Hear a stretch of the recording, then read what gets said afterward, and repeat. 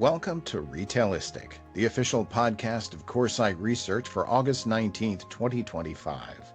This week, our CEO, Deborah Weinswig, welcomes Krystina Gustafson, co-founder and chief content officer at Retail Club and former senior vice president of content at Shop Talk and Grocery Shop. Retail Club is building retail's first AI-native community, bringing together 500 AI champions and changemakers for their inaugural AI Deep Dive Retreat, September 14th through the 17th in Huntington Beach, California. You might recognize Krystina from her years as a retail reporter and content editor at CNBC, or her time at Women's Wear Daily.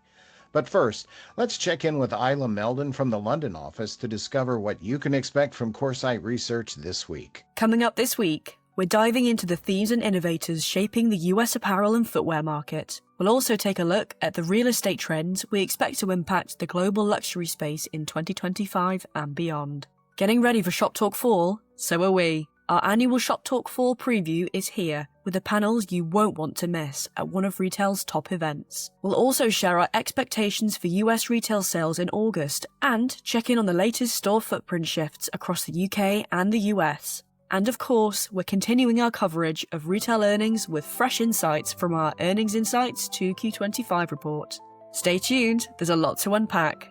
Thanks, Isla. Now let's join Deborah and Krystina. Krystina, thank you so much for joining us today. We're so excited to hear about your career, how you started as a journalist, right? We all knew you from your CNBC days, into really having a pivotal role in so many of the events that we attend and the content that really drives commerce. So welcome, and we're excited to get started. Yeah, thanks for having me. Always an honor. Thank you. And so can you talk about when you went to college, what did you think you wanted to do, and what drove that initially? We're going all the way back. Oh yeah, that's such a funny question. So my first major in college was broadcast journalism. And so that was kind of where I saw myself going. And it was really interesting because as I started taking the classes and learning about, how production worked and, your first job is going to be in this small, teeny tiny town and you're going to be, reporting on all these kind of local news stories and like the death and the drama. And I was just like, this is not for me. This is not my personality. And so I quickly shifted over into what at the time was print, I guess now is kind of, online journalism. But the funny thing is my two job offers out of college were CNBC and ESPN. And so I always kind of think two very different roads. But for anyone who knows me, they're probably surprised I didn't select ESPN, but I think CNBC was the good choice because it brought me here. Absolutely. And can you talk about your early days at CNBC? What did you learn? How did it change how you even think about your own time, right? Because so much around timing. And what did that set you up in terms of how you thought about your time and others? It's a really good question. It's funny. I think especially when I made the jump from journalism over to events, people at first were kind of like, wow, that feels like a really strange career pivot. But actually, to your question, when you think about it, there's a lot of commonalities between reporting and programming events. I think to your point, yes, you need to make sure everything is timely. You need to be really adaptive to things that are happening in the environment so that you can make sure you're telling the best story. You also have to be incredibly scrappy and really think creatively about different routes to meeting new people, to learning new things. You can't be ashamed about being inquisitive, right? You have to ask questions constantly expand your network. And I think just, scrappiness is probably the term I would use that has the most parallel across both. And as you think about moving into the events world, what did you think were some of the biggest differences from broadcast TV? Oh my gosh. Well, I will say I am not a production person. I am not a logistics person. So I think anyone that's been to, a previous Shop Talk grocery shop event and seen what the team pulls off, I can take absolutely zero credit for any of that. I think probably my sweet spots are more the storytelling and bringing together the right people. I really have a lot of passion when it pertains to connecting individuals, helping them with their careers, making those social connections or business connections that'll really help people accelerate. But I think probably the biggest difference was having to think a little bit more operationally about what things are going to look like in real life as people are participating in the attendee experience. And maybe talk about your earlier days in events and with the pandemic. I just wish I had taken more photos, right? Because I want to go back and like remember who did I have that great conversation with, as opposed to like, I was like, oh, I knew I was going to see them next year. I would pick up the conversation. What were some of the early learnings? And let's take that because there's another part of that conversation I'd love to have. I love it. Well, I hope I give you a good answer then.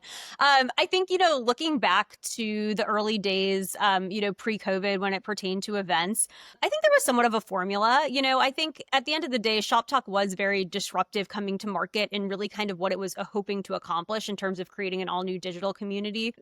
Content was core to that, but I think, it was kind of, you have an expo hall, you have content, you have your speakers, you have your attendees, and, kind of the social events, and it's done and dusted. I think what's been really nice about working with the founders, for the past pretty much decade over my career is just they always kind of see what's needed, I think, before the market sees it. And so I think especially when COVID happened, the realization that events needed to be more powered by technology, more data-driven, giving attendees an opportunity to really kind of customize their experience and make the most out of what they want to get from attending an event, in my mind, was probably one of those pivotal moments. But I think, even now, as we kind of launch into this new AI world, we're going to see a whole new world of disruption, not just kind of to the retail world, but also to the event space. It's interesting. I've heard from so many how much more important the in-person events are, because the numbers vary widely, but there's still a very large portion of the U.S. population who at least is spending some time working from home. I mean, we've heard a lot of companies saying that the only time they see their whole teams are at events.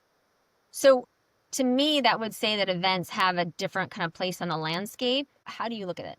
I agree with everything that you're saying, but I would also say the value of events is changing very much. And so when we were really building and scaling Shop Talk, I think it's what the market needed at the time, right? It was kind of, a place where everyone could come and bang, bang, bang, bang, bang, get their 17 things off their to-do list, get all those meetings in with people, listen to the content, take some meetings with media while they're there, meet with sell-side analysts. And it was kind of like, how much can you get done in that 3 to 4 day period? And I think, look, there is always going to be a place for that.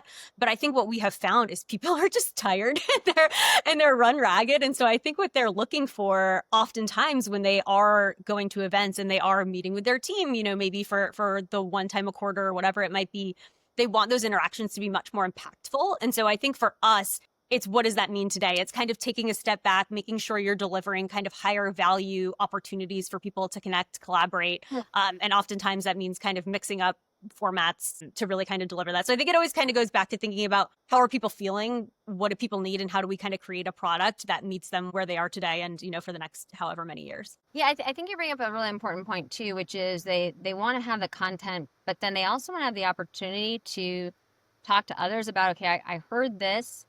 Is this something that matters to you? Am I like out here by myself? Like, did I miss something? Did I miss the memo or whatever? But that I think we're seeing more and more. And then, okay, is this something that matters to you? And then what are you doing to action it? Because I think also too, there's what's happening in the media and then there's what's happening in reality. And right, it's also different front of house and back of house. And so I think that also events where you have kind of a cross section of leaders, because even if their title is X, they may do Y. That I think can also be some of the confusion that's out there in the marketplace right now. I think you're right on so many levels. And it's really funny. Part of the reason that we're taking the approach to content that we are at Retail Club and the AI Deep Dive Retreat specifically is because I can't tell you, Deborah, every single call I get on with someone, even if I would consider them to be very advanced as it pertains to AI, they're like, oh yeah, we're still figuring it out. We don't know what we're doing. So I think the more that people can sort of feel like, hey, I'm not super far behind and kind of get a little bit of that relief. I think there will also be some panic though, because I think, people will walk out of these conversations really realizing that there are things that they can action today and really kind of having a fire lit under them to go accomplish those. But I think it's kind of like you just kind of want someone to relate to in an honest capacity. And yeah, there's some best practice sharing in that as well. But I think sometimes we all just kind of need to be honest about where we are on our journeys in order to really kind of reap the most benefits from, being with like-minded individuals. And I think also too, right, the idea around how are people, I think that you've kind of touched on something that's really important, is that how people learn these days is also changed a lot. And I mean, I remember I went to work in 2013, I left Citigroup, which I loved. And right, we had an amazing kind of help desk, which I used a lot, after dropping devices down toilets and stuff like that, truly.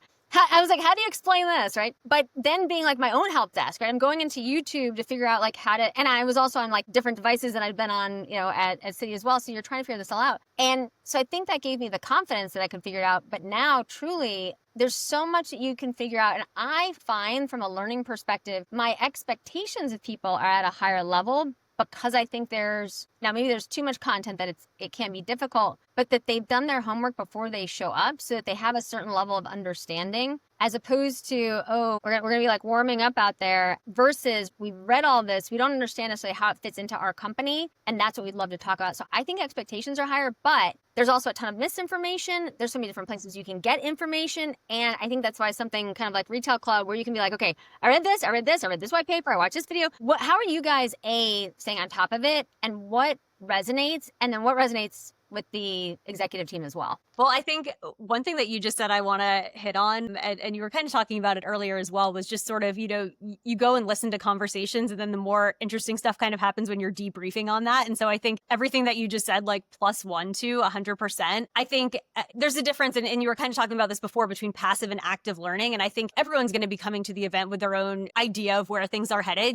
No one knows exactly what direction things are going to go, not even Sam Altman, but I think everyone kind of has some preconceived notions about this. I think there are a lot of people who are experimenting with things in their organization. Maybe things are working, maybe things aren't, maybe there's point solutions, maybe they, want a more holistic strategy. So I agree. I mean, I think everyone's kind of going to be coming to this with their own goals, but I think a solid footing, knowing that everyone who is attending is kind of showing up AI first and, really excited about the potential that AI holds. So I think that's something I would call out. In terms of how you stay on top of it, I mean, it's funny. We were talking a couple of weeks ago about how if you read an article about AI from 3 weeks ago, you might as well consider it old, because I think that's the pace of change that we're experiencing. Just to kind of, ladder that back to our decision to launch this retreat. I think we decided to launch it within a week. It was over Memorial Day week, and here we are, 75 some days later. The amount the conversation has changed, the number of times I've tweaked the agenda. Consumer AI wasn't a thing that people were talking about 75 days ago that we had to then go and incorporate into the agenda. So, it's changing very quickly. I think a lot of people were waiting for GPT-5 to drop as kind of, the next evolution of how things were going to change in the industry. But even the extent to which AI has really verticalized since we decided to launch Retail Club, that was kind of the hypothesis that we had, was that this was going to happen. And I think, again, even as much as we talk about the pace of change, I don't think we expected it to happen quite that quickly. So I think, it's a lot of learning. It's a lot of conversations with people.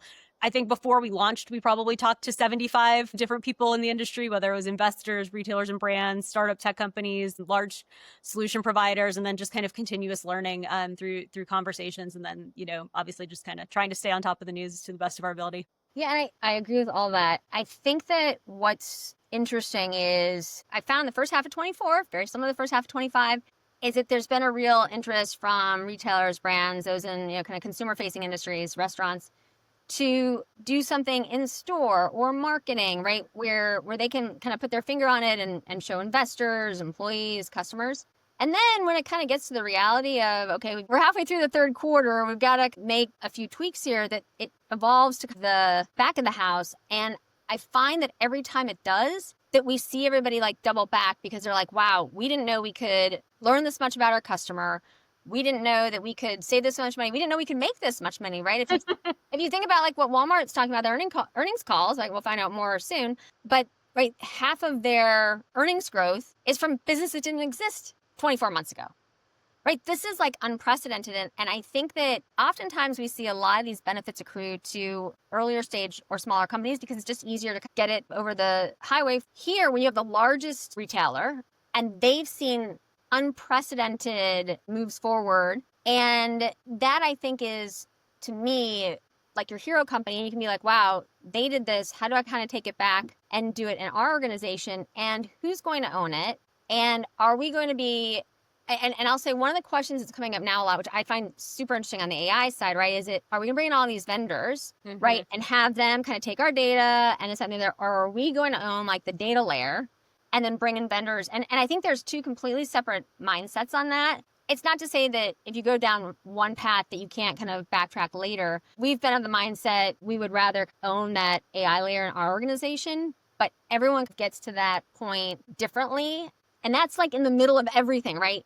Front of house, back of house. And that topic right now has started to gain some traction, and especially with ChatGPT 5 and a lot of the questions around, right, where are we from, right, like an AGI perspective. And I mean, I still think the craziest thing is that not that I wasn't there as well, but right, you had customers begging for ChatGPT 4.0, right, to come back, right? Because ChatGPT 5 was not, right, the foundational model that they needed for a lot of what they had built, or for a lot of how they had gotten used to working through things. So it also shows you that this is one of, at least in my career, one of the few times I've seen, almost in some cases, either product market fit or that the tech is moving faster than people are ready. Well, it's so interesting, right? Because you can kind of argue both sides of that. I agree with you. It's so funny. Anytime I sort of hear someone pontificating about AGI and kind of, when we're going to be at that point and AI is going to take over the world and all this stuff, and I'm like, the technological capabilities are going to get there way faster than organizations are going to be able to adopt them, reconstruct how they operate. So I 100% agree with you there. I think the flip side of that, though, is, and I know there's some statistics about like adoption of GPT-5 and, all that fun stuff out there. But I think about my mom, who's, I think, 74, 75, and she's plugging in prompts about how she can use AI to market her real estate company. And I'm just like, I don't know. I don't know if we were seeing that sort of cross-generational. And it's interesting. My husband and I joke a lot about kind of like, he'll be like, oh, it's like the metaverse all over and again. And I'm like, no, it's not like the metaverse all over again. Ha ha ha. But I think what's interesting is, as much as AI is really difficult to understand technically, it's so easy to use that I think, at least kind of like from that consumer perspective, the adoption is, that's why we're seeing it accelerate. Just to go back to one of the other things that you said, because I think it's really interesting as well. And I would love to just kind of like quickly dust off the point about organizational size and AI adoption. I think is really, really interesting as well, because it's funny. I have the same perspective as you. And I talk to a lot of, some of those companies that are 100 billion in revenue, like whatever that size might be. And they feel like they're at such a disadvantage because they don't necessarily have the CapEx of a Walmart to kind of move. And I make the same point as you. I'm like, but you can move so much more nimbly, right? And yes, you have to be very strategic about where you're placing your bets, but you don't have like these layers and layers and layers of approval. And obviously you still hope they have like governance and like ethical policies and all those things. I'm not suggesting anyone skirts those, but like in some ways, to your point, it's kind of like what we saw with e-commerce the first time around, where the smaller, scrappier companies are able to adopt things quicker than the large players. Yeah, no, I think that there's so much to that. And I think it goes back to one of the foundational aspects of Retail Club is community.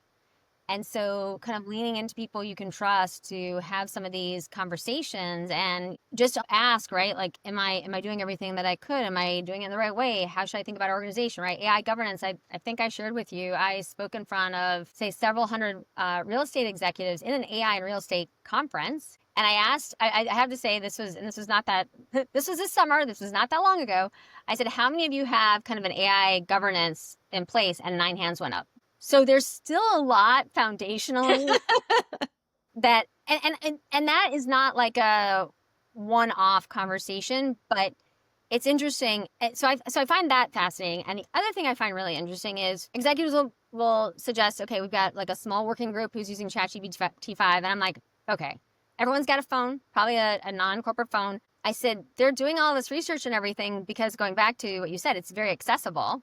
Mm-hmm. And so I said, you even if you haven't kind of given them permission, that they are using it, right, to try and help them do better at their job that you're paying them for. I said, but there are things that you need to kind of set up, and policies need to be put in place, and you need to continue to not only educate yourselves, right, but your teams, because it's moving so quickly. So we think about kind of throughout the retail organization, right, having these peer groups, which I think Retail Club is really facilitating. It's really important for not only like the growth, the safety, but also the top and bottom line opportunity, which I think it's like within arm's reach. I mean, Deborah, you and I have been talking about this for years.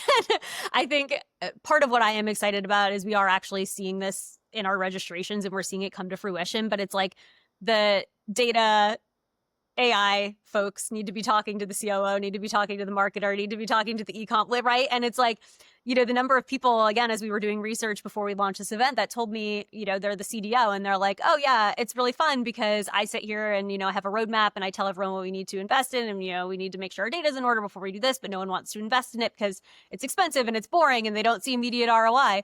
And then we have a consulting firm come in and say the exact same things. And then all of a sudden, yes, it's a green light. And so I think part of what we are hoping to facilitate here is by bringing together all those diverse parties. Okay, maybe it's your CDO is getting some backup in the conversations with the other executives in the room. But I do think, increasingly, especially given data science and AI is, that's not my specialty. How do you get those people speaking the business language and vice versa? It's going to become increasingly important, as we go forward. Well, I also think with vibe coding, right? You've also unleashed so many of us who have not been coders before, right? And I'm like, I literally speak English and out comes Python, right? I'm like, this is truly, I have to say, and I was, I went way down the metaverse hole, which I still very much enjoy the time there. And I don't think, first of all, me personally, I wouldn't be here if I hadn't done all that work because that completely suspended reality for me. And I'm like, if we can do that, what else can we do? Right. And here we are. But I think that this idea, so it was funny. So the other day, I try to I'm not the person that when the toaster's not working, I throw it out. I try to use electrical, electrical thing, tinker with it, whatever. Don't electrocute yourself. Exactly. Yes. I'll try to unplug it first, but I have this kettle and it had gotten all this brown stuff in the bottom. And I'm looking it up and they're like, yeah, it probably makes the tea taste worse. And I'm like, that just does not look good. So I poured in apple cider vinegar. I let it sit overnight and the next morning it looked the same. So then I literally go to ChatGPT and I'm like, I have this problem. This is what I try. And they're like, boil the apple cider vinegar. And I'm like, I never would have done that. Right. Because that's not how I fix things. Right. And I was like, and it worked. And I'm like, okay, so I just fixed something I would not have fixed before. So what else can I fix, right? I was like, what, either how can I fix my, right? You think about your health, you think about your wellness, you think about your relationships, right? All these things that you have kind of, you can call a friend, right? And that friend is a large language model. And so I think that in some ways, a lot of things that I'm finding, I don't know if you are, Krystina, that people are a lot more, right? They're more productive. I find they're less stressed in some ways. Because no problem is too big to solve. It's just a matter of putting the time into it. And so I'm finding, at least from a lot of the folks I talk to who have got a foot and a half into the AI world, that they're changing as people as well. That to me has been what's so interesting. And, someone just told me they went to Japan and they said, typically they'd spend weeks and weeks planning every little thing. And they said they literally spent 5 hours on ChatGPT. So I was like, what ballpark, how many hours did it save you? And they said probably upwards of 50 hours. Oh my God. I need to travel with that person. They do way more research than I do. Yeah, but now it goes back to now you can have just as great of a trip as they do. And I think it just starts to, for me now, when I go to a new city or a city I've been to, I'm going for an event or something okay, I have 2 hours of downtime. How should I use that, right? Is there something that's close to the hotel or close to the venue that I could go see or learn about or whatnot? And so I think this whole idea that, right, we can use our time better. We can figure things out that we couldn't before. And we're helping our companies and ourselves.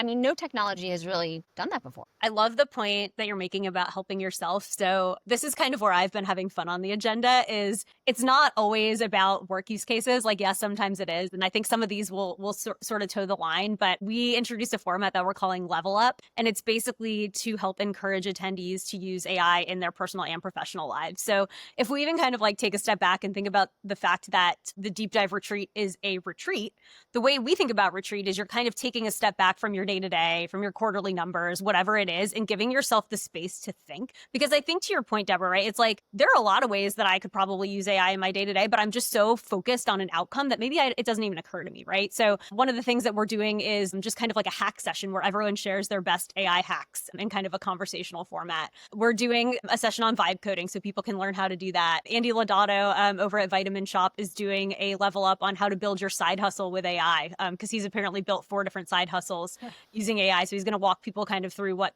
that process looks like. I don't think anyone should plan on monetizing any of these side hustles, just as a quick aside. But really, again, it's just kind of trying to get people to think creatively. We just confirmed someone yesterday who used AI for part of a business contract negotiation. And so kind of walking people through how he prompted that, walking through different scenarios. We're going to make it interactive where the audience can then also kind of, come to him with, hey, how would you, solve for this? And he can kind of walk people through that.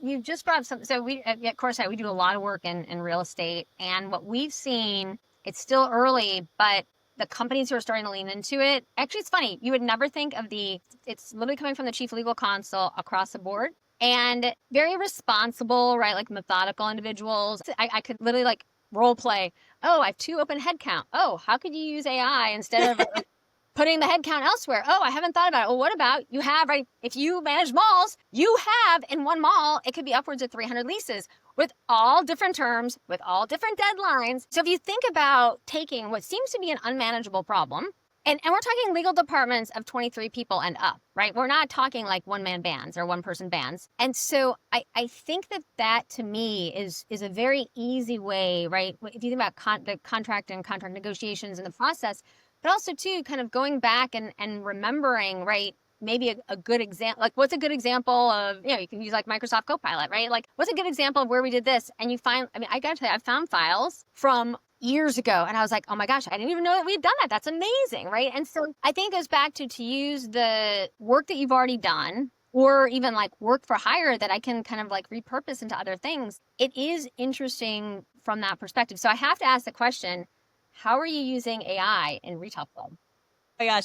Well, let's see. I am a team of 1 planning a content agenda of 50 plus sessions. So I definitely was using it in drafting my session descriptions. It's funny because I feel like one of the other things that, as we kind of think about AI adoption, at first you kind of feel like you're cheating, right? And then you realize, no, like I need to kind of scale myself. And this is the best way to do it. And so I think first off, when I was doing it, I think all the kind of rookie mistakes that everyone would have. But, the more I kind of got into the weeds, I would say, oh, I want to do a session on this. These are the types of people who are attending. These are the goals of the event. I wanted to cover these 3 things, make it sound both near term and, long-term strategic, or, whatever those kind of different variables were. And so getting that first output and then revising from there, I would say has kind of been the biggest time saver that I've had as it pertains to Retail Club. But quite honestly, I'm using it also with research, right? And just kind of going out there and being like, oh, I have to fill a session on AI personalization. So plugging in who are, some of the retailers who are doing really interesting things with, web personalization or, marketing personalization, whatever the use case might be, comparing and contrasting vendors, right? I think that's probably a really big use case for the retailers and brands listening as well, but just kind of, what are the similarities and differences between X and Y, which one has more market traction, more customers, and obviously you're never going to get the full sweep of information. It's going to be kind of, what's crawlable and what's available publicly. But, it's kind of a good starting point, I think, when you keep all of those things in mind. So those are the biggest ways. But I'm also encouraging my facilitators, like plug in, if you're leading a workshop on the death of the brand website, inevitable or impractical, go type in see what the questions it spits back. Again, like I'm not telling you to use them, but it kind of, helps you think about problems from maybe angles that you wouldn't have thought about them, on your own. Well, I also think that it was really interesting. We do, so of course, we also do a lot of, we call it advisory work, and some of it's strategic consulting and some of it's around like M&A activity. And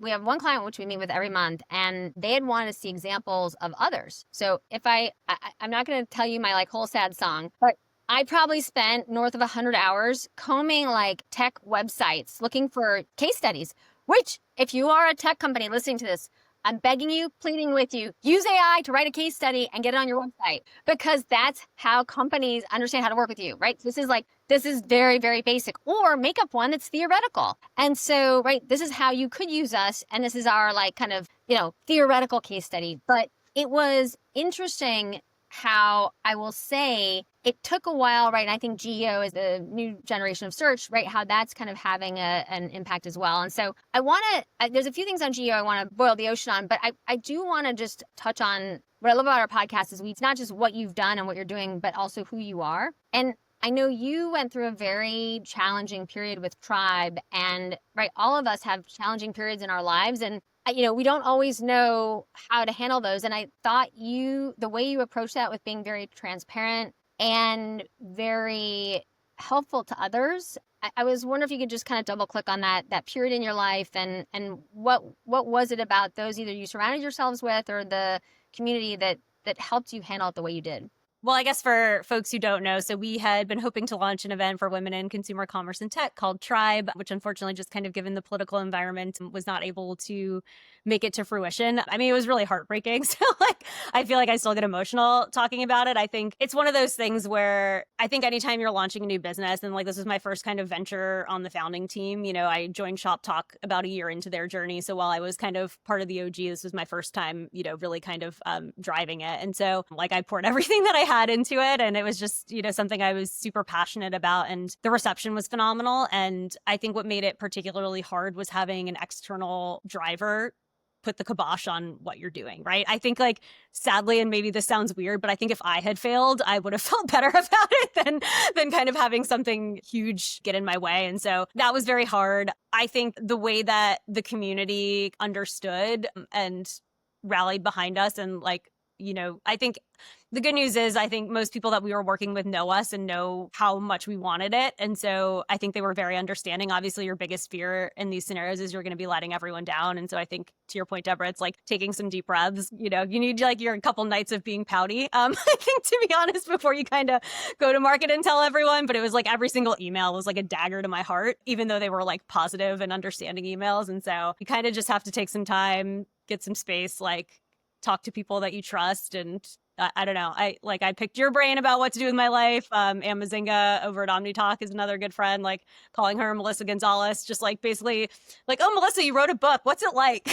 You know, just like making people tell me all about themselves and their career journeys to figure it out. And eventually one day you kind of figure it out and find something that lights a fire under you again. Well, I think if you never go through anything hard or anything that's heartbreaking professionally, then you don't have the resilience, the grit or whatnot. Like, you know, when it's like 3 a.m. and you're like, crud, I've got something to do at 6 a.m. I got to just power through. I'm right. Like I need to dig really deep. And, you know, I was on Wall Street for many years. I had my shares of ups and downs, which, you know, really, it's like I knew that whatever I had to get through, I could, right? Or you could lean on others if there were kind of spaces that you didn't have filled. And I feel like you took that experience to really kind of lean into what happened and how it impacted you and others around you, and then rethink your trajectory going forward. I mean, it was really interesting to kind of just, I thought, and I just want to compliment you on how you handled it and how I think you allowed the community to support you and to support you now with Retail Club. I mean, quite frankly, like that's how this thing launched. That's where the idea came from, was just having all those conversations with people and hearing what people were looking for and wanted. And like, we joke a lot as a team, like none of us are events people. And I was like telling my husband the other day, I was like, how am I'm like officially an events person now. Like, this is what I do for a living. So it's just funny how, yeah, where life takes you. Well, I think it goes back to, I think it's like what you said earlier. I mean, you're a connector, and I think you connect intelligence, you connect people to intelligence. And so, and I think that if we think about where the world is going, right, that skill set is even more important because there are so many disparate pieces of information. And, you know, it was interesting, right? We had been, as you can imagine, as a research organization, very, very worried about, right, the impact of large language models and whatnot. And what we found is, it's like my friends who are doctors, they were like, the best thing that ever happened to them was like Dr. Google, because you go to Google and it's like, oh my gosh, you could have this, you could have this, you could have this. Like, I got to go to the doctor because I can have this. And like, you end up having like, you know, ear infection or something. But it's what we found, and it's been fascinating to see, because it actually goes back to your kind of like AI road mapping, is that those organizations who've really tried to figure out kind of like, where do you start, right? What's the steps kind of along the, first of all, roadmap never goes like the way, it's not like the yellow brick road. It never goes the way exactly you think it's going to, because you find additional opportunities along the way. But what we found is when they started to dive into it, I think this goes back to like the inside of the organization versus external, they were like just starting to kind of drown in information. And because it is literally endless. And it's like, do you want me to do more research? Yes. Do you want me to do this? Yes. And all of a sudden you're like, oh my gosh, I am like 12 steps away from like my center of kind of expertise. And I need to get back there. And so I think that's been fascinating along the way. Yeah. I mean, it's one of those moments, right? It's not the first time. The death of this, the death of that. I think everything is just going to adapt, of course, correct. Like, like my favorite was like, it's like I think my favorite, and it was a while ago, my favorite report series we ever wrote was The Mall is Not Dead. Yeah. Because of course everyone, and like the minute you say something like that, and I've always thoroughly believed that, I do think that in a more agentic world, right, like the role of the mall, the role of stores will continue to ebb and flow. I mean, we're seeing, right, going back to some of what we've talked about, right, we're seeing more and more healthcare move into malls, right? So we're starting to see kind of this going back to being good for the consumer, right? Yes, like you can like get a new pair of shoes and you can get your MRI, right? And I'm totally serious. But think about this, like so many of my friends and like my family, they have real anxiety, especially the dentist. Dentist should be like right next to like a great store that you can like go to before and after. True. But like people have said, like we've like literally interviewed, because why not, people who are getting MRIs done, and they said, they usually get, right, especially if, right, the closed ones, you get super, right, I mean, for good reason, right, you're like locked in a tank. People get very anxious, but they're like, we usually cancel, this is funny, funny and not funny. They're like, we usually cancel these appointments like 5 to 10 times. And they said, right, because it's something you really don't want to do, right? And what they said is that, right, but they didn't cancel the appointments. They were on time to early. And then they said they ended up like kind of treating themselves at the mall, either with kind of like, a bite to eat, a cup of coffee, or they purchased something. So it's like one of those examples, what I love is like everybody wins. Yeah. And so I think as we look at, right, kind of, futurescaping, if you will, I do think that, to me, and this was like very early on in a lot of the Gen AI world, I'd worked in an AI tech startup, so had a very early kind of window into the soul of what was possible. But in some ways, you've democratized, right? If it's 20 a month or 30 a month, or if you want to go pro and it's 200 a month, but ways that you can access intelligence that you couldn't before, and having kind of a roadmap for your, like it goes back to, right? So you have a professional roadmap, you probably should have like a personal roadmap. And you can hold, like, I don't know about you, Krystina, it'd be fascinating to hear from your personal perspective, right? With, family and all that. But I find so I am like, I'd be embarrassed to show you my office because I probably have upwards of 100 pieces of like little scratches of paper, which you wonder how I stay organized, but I do number them. And, we all have our things. This is like my tiny little pieces of paper is mine. And what I do now is I do number them. And then on Sundays, I scan all of them. I upload them into a GPT I created. And, and then I have agents who are helping me prioritize where, first of all, categorize them. 1, B, help me prioritize. C, what are the steps that I need to take to get this done? And are those steps somewhere, and they usually are, on another little piece of scratch of paper? And so you think about it, taking 100 little pieces of paper, I'm digitizing it. And then those 100 things, which seem overwhelming, they end up being like 20 things. Because, right, during the week, I mean, it's like I've scratched, I'm I've got a whole bunch of little pieces of paper from this call even, right? Like things that you said, I'm like, okay, thinking about side hustles and stuff like that because, I've got, it's random. Like, yes, to-do list.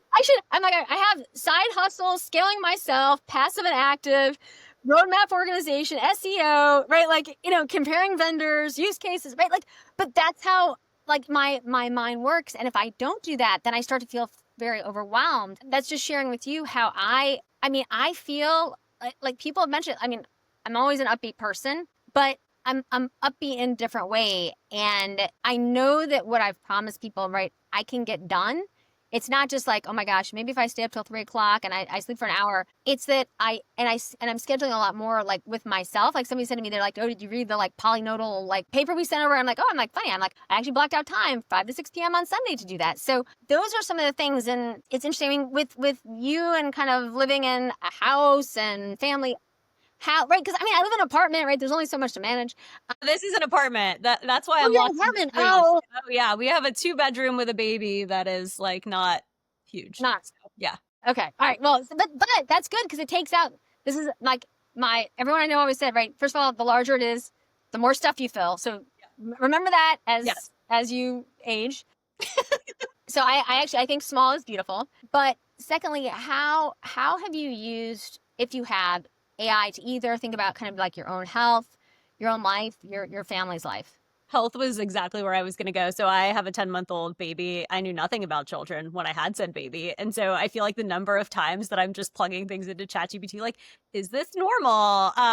When is it typical for them to be sitting? Because Deborah, as you know, my son is very, very large. And so I feel like he's hitting all of his milestones like borderline a little too late, but he gets there. And so I feel like that's where I'm starting my search, as I would say kind of like the most impactful way that I'm seeing it show up in my day-to-day life. I actually think one of the things that you mentioned before, I want to circle back to though, that whole idea of democratization, and not as much for me in my personal life, but I think about kind of what Shopify did for e-commerce. And I think about all the opportunities to democratize retail going forward. And I guess what I mean by that, one of the companies, and you might know them, Deborah, called Keychain. I think it's Keychain.io, don't quote me on that, but Ocean, who had founded Handy, you basically just kind of go on their website and say, oh, I want to, start a brand of peanut butter that's, better for you or whatever. And it kind of gives you a list of, you're typing it in natural language. It gives you a list of manufacturers. It gives you kind of what the specs would look like, et cetera, et cetera. And so, yes, that democratizes for, the General Mills of the world who want to do new product development. But me, I see that as an opportunity for Krystina if I want to go start a brand. It's not just setting up my own website anymore. It's developing a product, getting set up with manufacturers, and just saving like so much work, so much research, so much onboarding, et cetera. And then the other company that's somewhat similar doing that, who you also probably know, is Arcade AI, Mariam Nafisi, who had previously founded Minted. And just being able to go in and say, oh, I want to design a necklace that looks like XYZ for my 20-year high school reunion, and having designers produce that, manufacture it, giving me a custom piece of jewelry. Like, I don't know, those are the things that really excite me, is all kind of the new business models. Again, things that have been dead, direct to consumer startups. I don't know. I think we're really just starting to imagine what this could look like going forward. It's really interesting you brought that up. So I hosted a small group of about 20 CEOs, all different kind of sizes of companies, and for like a 5-hour AI teach-in. And my content was all like, very well spelled out, and, things happen. So let's just say I had backup plans, and even backups to the backup, which I probably needed more, because when I tell you that all folks walked in, not one had ChatGPT on their laptop. Interesting. So we are starting way at the beginning, and this is not that long ago. So that was where we started. Secondly, ChatGPT was down that day.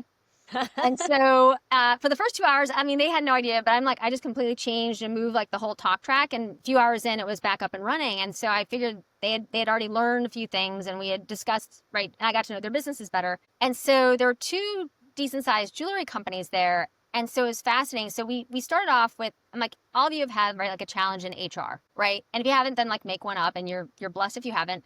But I said, this is how I would think about the prompt, but I want you to do it. And I said, and how do you feel about the response, right? And literally all of them, you could hear silence in the room, because it was a lot. And the reason I did HR specifically is these are very stressful situations for a CEO oftentimes. And so they said, like the amount that it kind of took their stress levels down, because it was completely logical what was being said. Of course, there are things that are unique to the organization, but I thought that was interesting. So we started there. Secondly, I introduced Sora. And so I was like, oh, we'll create a video about like our time here today and this, that, and the other. And like on their own, I have to tell you, I was like, I know startups who do this for a living. They were uploading their product. I was like, first of all, how did you think of this? And how did you do it? They're uploading their product catalog and creating 3D images of the jewelry. And I'm like, right.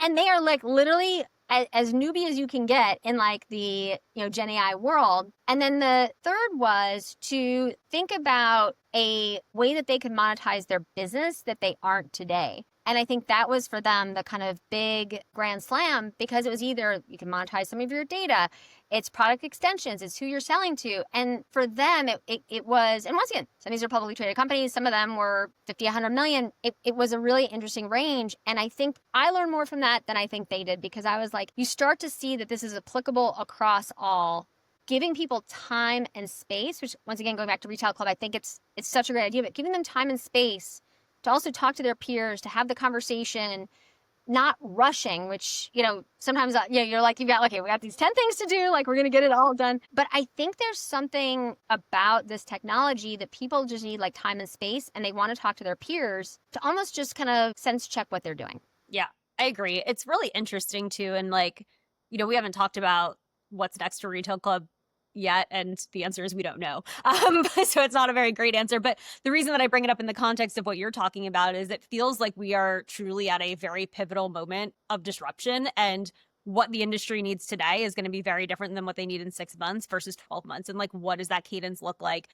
Probably in 6 to 12 months time, people won't need to be sitting in a session figuring out how to use AI to be a more effective negotiator because they're all going to be doing it. Right. And so I think like that's the other thing that we're mindful of is like, what is this journey going to actually even look like for the individuals who are living it every day? And how do you serve that need, whether it's from a timing cadence from our perspective, how do you evolve the product? How do you evolve the conversations? Like, I think there's a lot that we still don't know. And so it's going to be a really great learning lesson coming out of, I think, the first retreat. But even beyond that, you have to think about just the pace of innovation and like, how do you stay fresh? Well, and going back to, I think what's so neat about Retail Club is the different types of people in the organization who are going to be there, because ultimately we all have to figure out how to use these new technologies in what we do day to day. And so I think having, a chief supply chain officer talk to a CTO about, what they're doing and how they're doing it, like there's a lot of kind of shared learnings in that conversation. What's really been interesting too, to that point, I feel like we've seen a number of like GMs, COOs that kind of oversee, those COOs that oversee like 90% of the organization.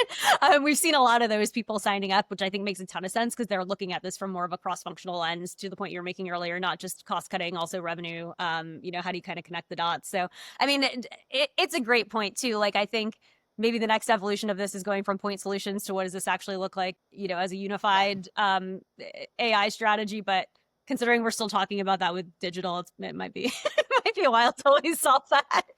Might be a while. So I didn't tell you this ahead of time because I like the art of surprise, but we're going to do a very quick, I always love to end events or panels with like a lightning round. Okay. So we have the quick Krystina's Corner round. So put together just for you. So if you don't like your first answer, you can, or you don't want to answer it, just say pass. We're all very nice and friendly here, Philip and I.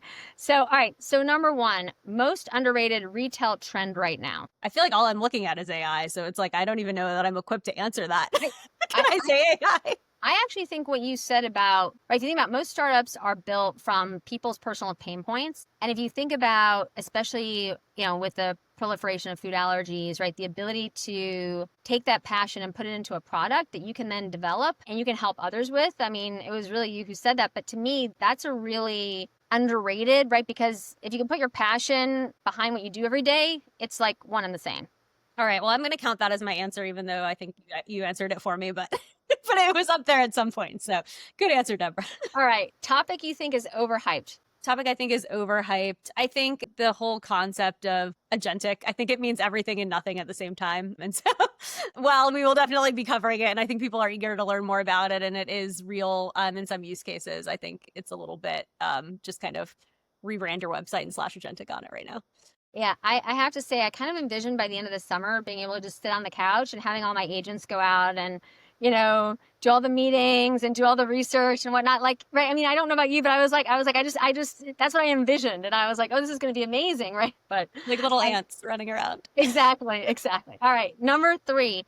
I like this one. Best insight you have ever gained from an offstage conversation. Ooh, oh my gosh. That is such a good question. I feel like I couldn't give you a specific anecdote, but I just feel like that's like when the gloves come off and like the questions that people won't answer on stage, and then they kind of get back and they're like, oh, that, and then they kind of like just give you the unfiltered take. That's, I don't know. I'd have to think more on a very specific answer, but I think just that's my overall sentiment is like I always learn the most when we're not actually on stage. Hence the model of Retail Club.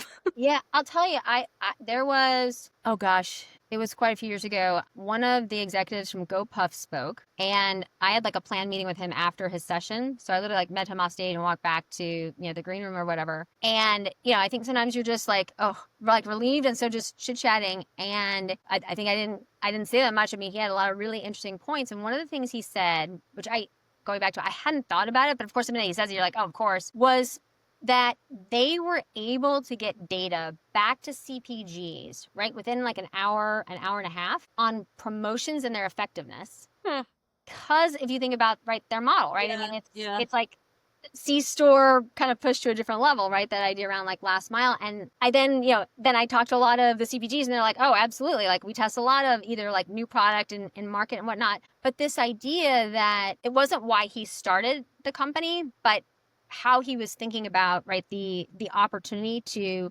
help others and to going back to almost this like democratization of information. So that I thought was super interesting. I love that. Number 4, biggest surprise since starting Retail Club. I think how much it's taken off, if I'm being totally transparent. I think anytime you're launching a new product and bringing something to market, especially in such a short time frame, like there's a level of anxiety. And I think, our team, Deborah, we're all perfectionists. And so I think especially as we were talking about before, what happened with Tribe, I was maybe a little bit more nervous kind of launching something new. So it's been very satisfying and relieving seeing this product really resonate with people. That's awesome. All right. And last one, number 5, one piece of advice you would give every retail leader about building community. Well, that's a really good question. You know what I think it comes down to is like bringing your actual self to conversations. And I think there's a certain level of business that can happen, but like being authentically you, connecting with people on a human level so that you're not just talking to Deborah from Coresight, you're talking to Deborah. And obviously there are some relationships that are going to naturally grow to a level that others won't. But I think I've always really tried to see individuals as people and not just kind of their organization or their role. And I think that's how you build real community that lasts. And I think the thing that gets me most excited in life is when I meet someone and they say something that another leader has talked to me about. And I'm like, you two will be best friends. Let me make an introduction, and then facilitating that introduction. I think that is literally like the biggest high I ever get from this job. So that's what I would say. Perfect. Krystina, we wish you all the best at Retail Club. We have been so impressed with the agenda and what you've lined up so far. And it's just a few weeks away. So best of luck. Thanks for joining us, and have a great week. Thanks for having me. Thanks, Deborah, and thank you for joining us this week. Coresight Research is on a mission to help brands, retailers, and retail tech companies succeed in an increasingly competitive world. Visit us at Coresight.com to engage with over 7,000 reports, databanks, videos, webinars, podcast episodes, event recaps, and more. Have a wonderful day, and we'll see you next week.